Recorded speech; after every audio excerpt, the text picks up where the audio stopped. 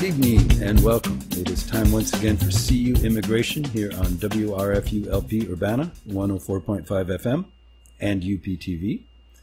I will be your host for this evening. My name is Mr. Garza, and I'm here to let you know that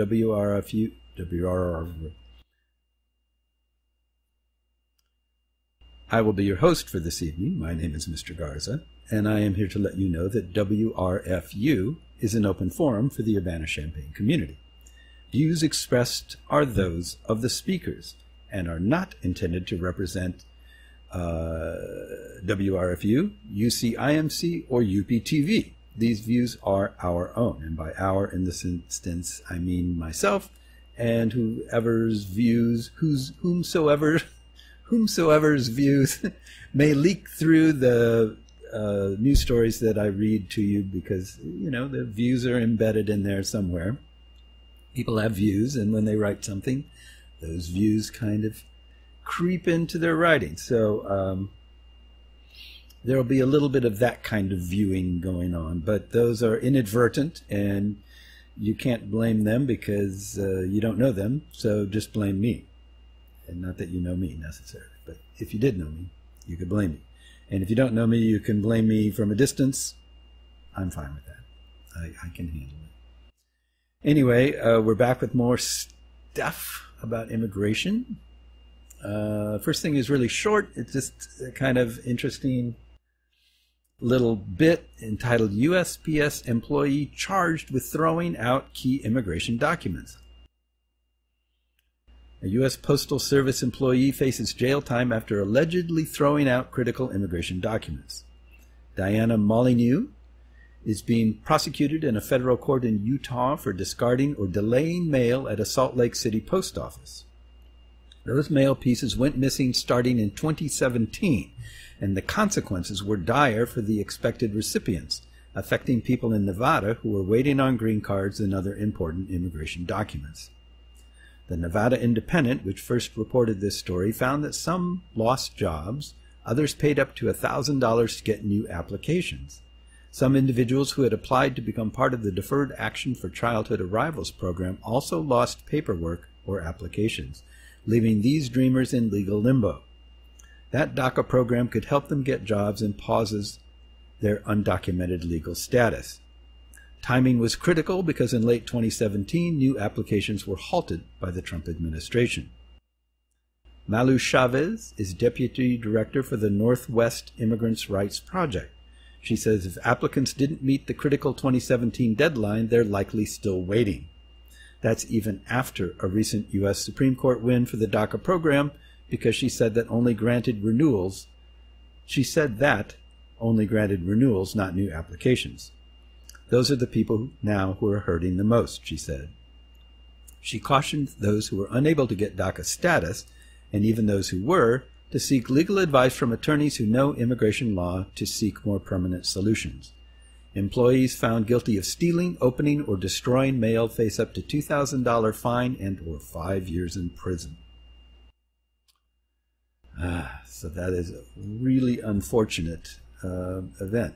So a while back, I don't remember how far back it is. It's confusing because the TV version of this show and the radio version of the show run on different timelines, because the radio show is an hour long and the TV is a half an hour. So my video versions, each single show ends up being two separate shows.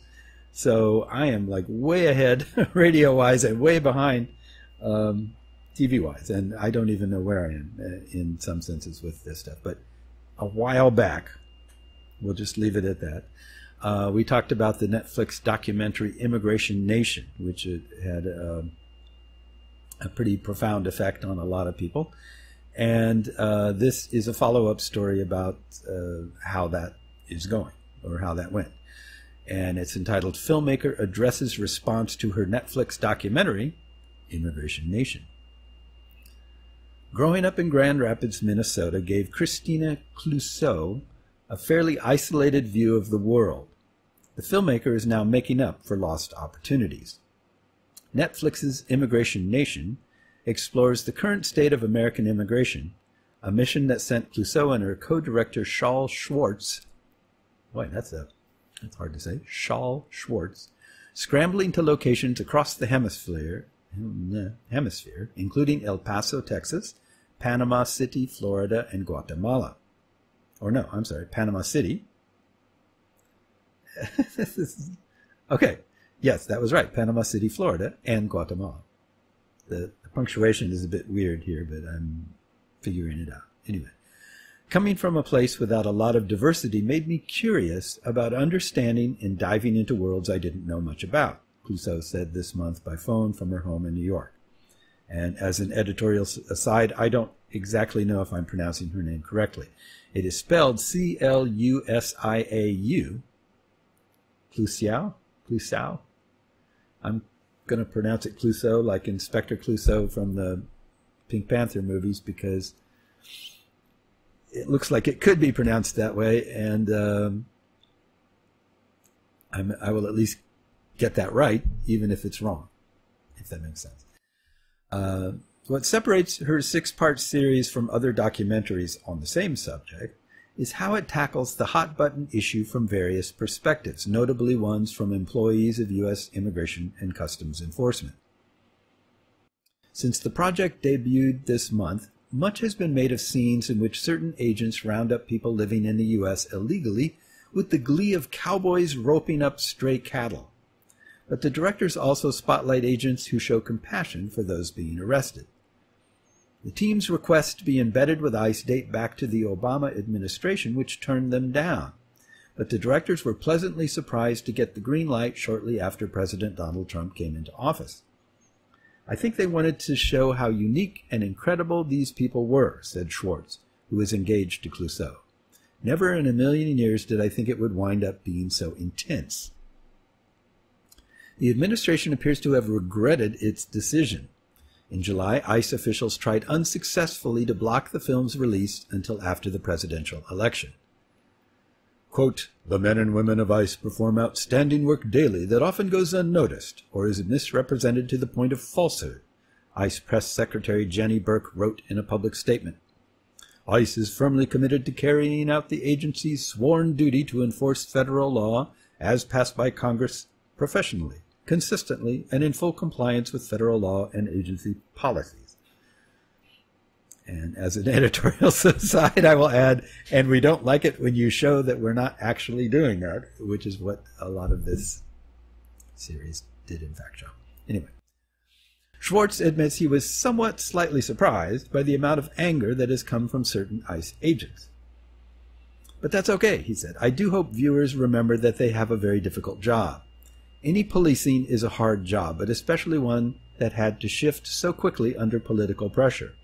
And they're ICE officers that, and they are?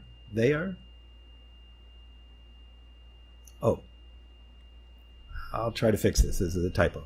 Are there ICE officers that took the temperature of the country and got more emboldened? Absolutely. Is that all ICE is? No. There are a lot of good officers there. Maybe. The controversy has given the film tons of free publicity, but it also threatens to downplay nation's other powerful moments, ones that show the impact of zero-tolerance policy on the immigrants themselves. There are several harrowing scenes of parents being separated from their children at detention centers.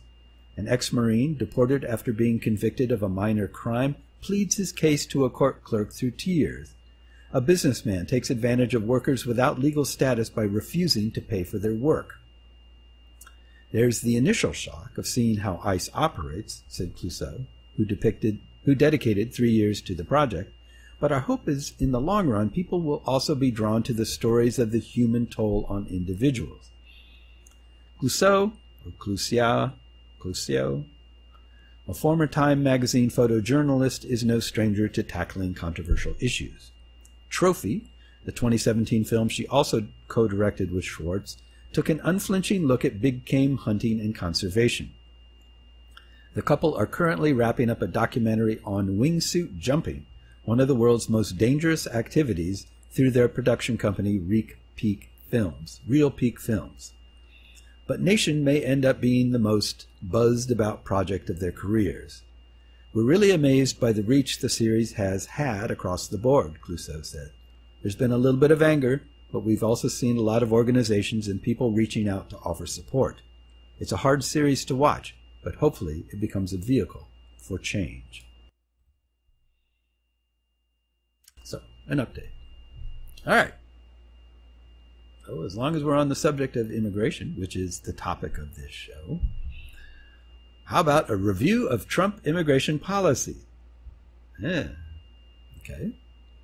So at the Republican National Convention, Donald Trump and his supporters have given the impression that Trump administration policy, while tough on illegal immigrants, has been welcoming to legal immigrants, people trying to come to America to become American citizens and refugees fleeing government persecution.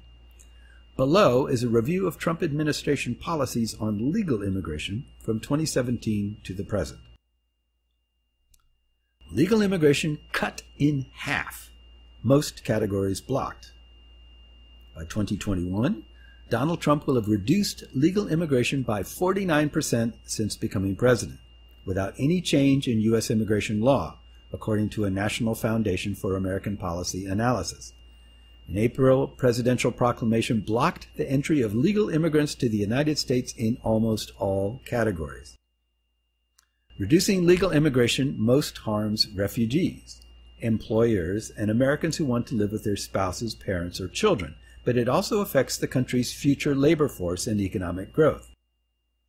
Average annual labor force growth, a key component of the nation's economic growth, will be approximately 59% lower as a result of the administration's immigration policies, if the policies continue, according to the National Foundation for American Policy.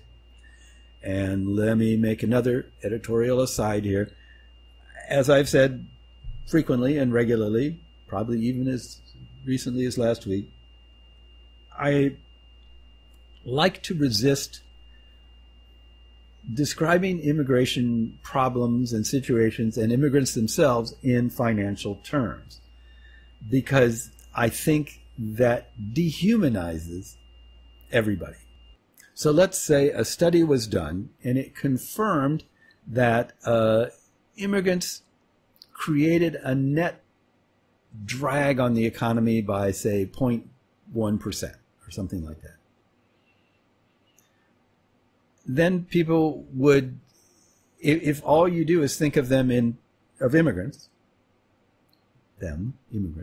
in terms of how they affect us financially, you go, oh, well, immigration is bad then. And it makes it easy for people to misapply statistics, to mischaracterize things that they read, and to basically use the economy as a cudgel, or at least as a point of confusion, so that if you're sort of naturally tending to be kind of nativist and sort of slightly xenophobic, it's really easy to kind of push you that last little bit and say, yeah, but the immigrants are costing this or that. And then you go, oh, well, in that case, I'm totally against it, instead of just being slightly against it. So I like to, in this show, attempts to, it tries to humanize immigrants so that you are starting to think about different immigrants as people who are moving here from other places. And there are lots of different people who come from lots of different places, who have lots of different stories and backgrounds, and all sorts of different aspects to them that make them difficult to categorize as just a single group. They're immigrants only because they share this one attribute, in that they came here from somewhere else.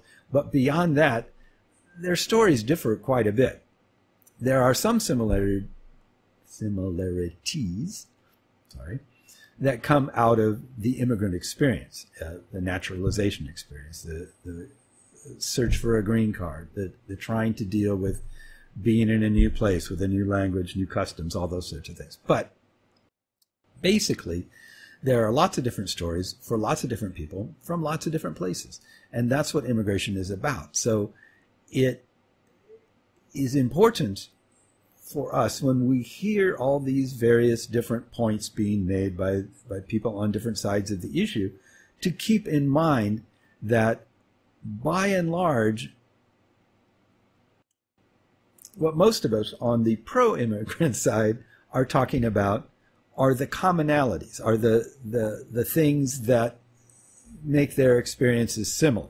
All these different people, all these different personal stories, the things that make their situation similar, dealing with the immigration system, being villainized and dehumanized by the administration, and so on. That's what we're talking about when we put them in the group of immigrants. That's what I'm talking about when I say they or immigrants. I am talking about the few things that are consistent across the board in their effect on immigrants. They don't, let me rephrase that. It doesn't affect everybody in the same way. If you come here, highly skilled person, a lot of money with you, your experience is going to be very different than if you hiked across the border with all your stuff in a plastic bag. Even though it may be the same, dealing with the same system and being looked at in the same way by a lot of people, it still has a different effect. So you're dealing with the same general types of problems, but how it affects you is very different. So that's what we're talking about. What on the other side, the Trump side of the thing, the equation, there's a tendency to just lump everybody together. And that's kind of what we're seeing here in this story about legal immigrants. They, at the convention, if you watched any part of that, and I could not stomach very much of it, but you saw that they played up there like, oh, well, we welcome legal immigrants, but they don't. And that's what this story is about. They are very much not welcoming legal immigrants. They're treating all immigrants as being someone that you shouldn't want here. And the importance of this story is to understand that, as usual, they're pretending that they're doing one thing and they are actually doing something else altogether. Not unusual for this administration. So I will jump back into that. But be aware that even though a lot of this is talking about financial things related to finances, related to immigration, and there are several stories like that here that we'll be looking at, that I don't like lumping the question around immigration under finances only. I think that is a point. It's something worth considering, but it is only one of many points that should be considered. So, having said that, I will move on. So, 59% lower growth, economic growth, if current policies continue. Okay. The most highly skilled foreign-born blocked or denied at high rates. The denial rate on new H-1B petitions for high-skilled foreign nationals has increased from 6% in federal year 2015 to 30% in federal year 2020. A June 2020 presidential proclamation suspended the entry of foreign nationals on H-1B and L-1 intracompany transferees visas. We talked about this last week. As reported in August, today even the most highly skilled individuals in the world cannot enter America under the Trump administration's immigration policy. Reports from attorneys and a statement from the State Department confirm that U.S. consular officers in Europe are denying O-1 visas for individuals with extraordinary ability based on a health pretext. Refugees and asylum seekers, including from Venezuela, deny. At least one speaker at the convention discussed the protection Americans once offered Cuban refugees and spoke sympathetically about the victims of Venezuela's socialist government.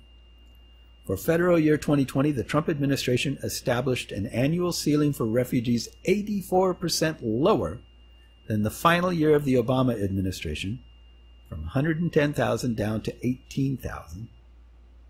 As of July 17, 2020, only 7,848 refugees have arrived in the United States in federal year 2020. As of December 2019, 24,451 Venezuelans were in U.S. immigration court facing removal, an increase of 277% from 6,492 in September 2018, according to the Syracuse University Transactional Records Access Clearinghouse, or TRAC. Rather than make things easier for fleeing Venezuelans, the Trump administration has tightened asylum standards, according to Miami New Times reporter Manuel Madrid, who writes that many Venezuelans consider being deported to Venezuela to be a death sentence. Despite pleas from religious leaders, the administration has not designated Venezuelans for temporary protected status and has continued to deport people back to Venezuela.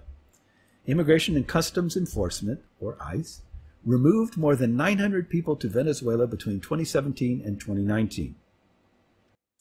In federal year 2016, the last full year of the Obama administration, 182 Venezuelans were removed, compared to 327 in federal year 2019 under the Trump administration, an 80% increase.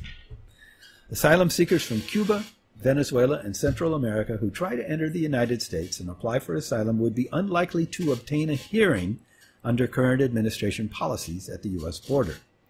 New asylum regulations also make it difficult for those fleeing persecution to be approved if they receive a hearing. A significant increase in denials for military naturalizations. The denial rate for military naturalizations increased from 7% in 2016 to 17% in 2019, a 143% increase in the denial rate, according to a National Foundation for American Policy Analysis. Due to policy decisions between 2016 and 2019, the number of immigrants in the military who naturalized dropped by 54%, from 8,606 in 2016 to 3,987 in 2019. On August 25, 2020, the same day a naturalization ceremony was held at the White House, a federal court ruled against the Trump administration's efforts to make it more difficult for active duty service members to become American citizens. A federal court today ruled that the Trump administration's policy of depriving military service members of an expedited path to citizenship is unlawful, reported the American Civil Liberties Union. The ruling comes in a lawsuit, Sama versus U.S. Department of Defense, filed by the ACLU on behalf of 8 non-citizen U.S. service members who represent a class of thousands in uniform. Naturalization slowed and ceremonies stopped for many applicants. The 5 people who received naturalization at the White House on August 25, 2020, during the Republican National Convention, I'll point out, were fortunate. Over 100,000 immigrants have been waiting to become U.S. citizens due to administration policies. In March, in response to the coronavirus pandemic, U.S. Citizenship and Immigration Services, or USCIS, closed offices and for months would not provide alternative methods for completing the citizenship process, such as administering oaths virtually or incorporating social distancing in naturalization ceremonies. While naturalization ceremonies slowly came back, it is likely many immigrants will not be citizens in time to vote in the November election, due in part to long delays in processing. See also this report from Boundless, which has estimated as many as 300,000 immigrants may not gain citizenship before November. Okay, Boundless is, this is a link, and I should have deleted that because you can't go on it. You can't see it. Anyway. On August 3, 2020, the administration significantly increased the fees for immigrants to become American citizens, increasing the cost of the application, N-400, to become a U.S. citizen by more than 80%, from $640 to $1,160 for online filers, although a separate $85 biometrics fee would be eliminated. Some have wondered about the Trump campaign's motivations for presenting a picture of its immigration policies that differs from the policies the administration implemented over the past 3.5 years.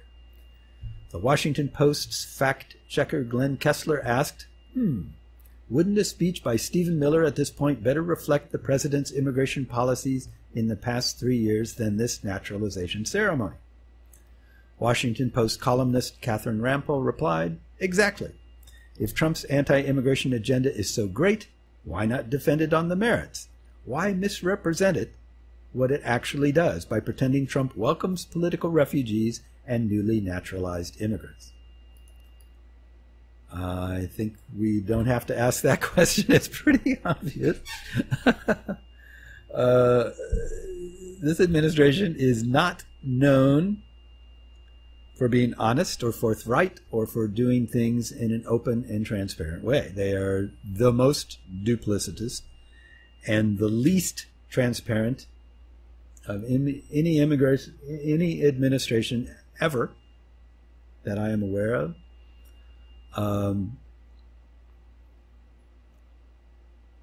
Yeah, I don't even know what to say except that it's profoundly disturbing.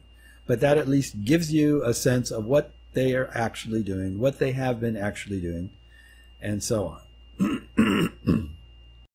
So let's look at some facts on U.S. immigrants from 2018. This is an older piece, but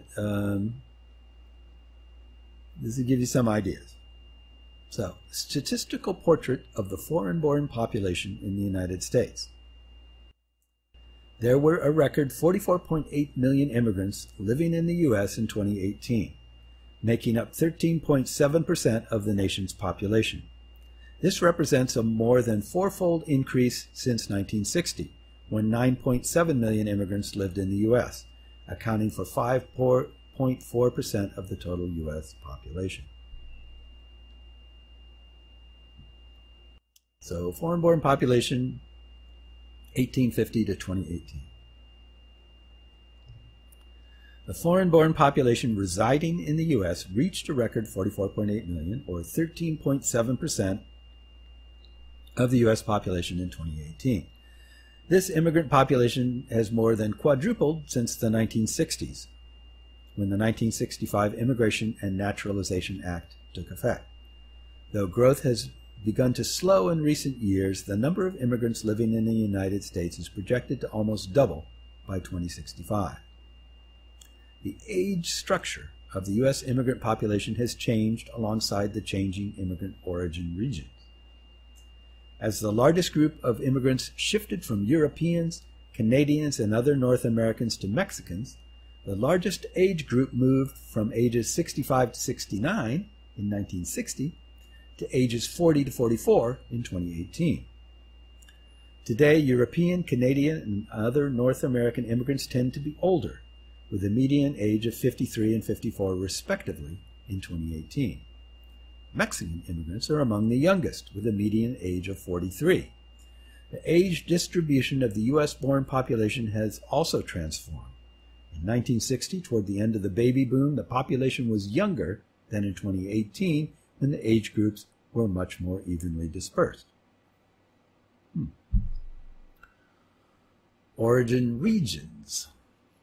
The regions of origin for immigration populations residing in the U.S. have dramatically shifted since the passage of the 1965 Immigration and Naturalization Act. In 1960, 84% of immigrants living in the U.S. were born in Europe, Canada, or other North American countries.